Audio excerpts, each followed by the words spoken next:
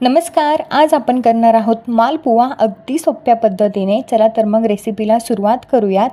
तर स्टार्टिंगचं जे काही बॅटर मी बनवलेलं आहे तर त्याचा व्हिडिओ माझ्याकडून शूट झाला नाही, पण ते बॅटर मी कसं बनवलं ते तुम्हाला सांगते. इथे मी साधारण 1 वाटी गव्हाचं पीठ घेतलेलं आहे आणि त्याच वाटीने 2 वाट्या दूध यामध्ये टाकायचं आहे. तसेच जो आपला पोहे खाण्याचा चमचा असतो साधारण ते 3 चमचे रवा, 3 चमचे साखर आणि किंचित मीठ टाकून हे बॅटर अशा पद्धतीने बनवून घ्यायचं आहे. साधारण 10 ते 15 मिनटं सेट करण्यासाठी ठेवलं आणि तेल गरम झाल्यानंतर अगदी मंद आचेवरती असे मालपुवा आपण बनवून घेतलेले आहेत. एका साईडला पाक बनवलेला आहे जसा आपण गुलाबजामसाठी बनवतो सेम त्याच पद्धतीने, आणि अशा पद्धतीने आपले हे मालपुवा रेडी आहेत. आवडले असेल तर नक्की ट्राय करा. चॅनलवरती नवीन असाल तर नक्कीच चॅनलला सबस्क्राईब करा. भेटूया पुन्हा अशाच एका नवीन इंटरेस्टिंग रेसिपीसोबत. तोपर्यंत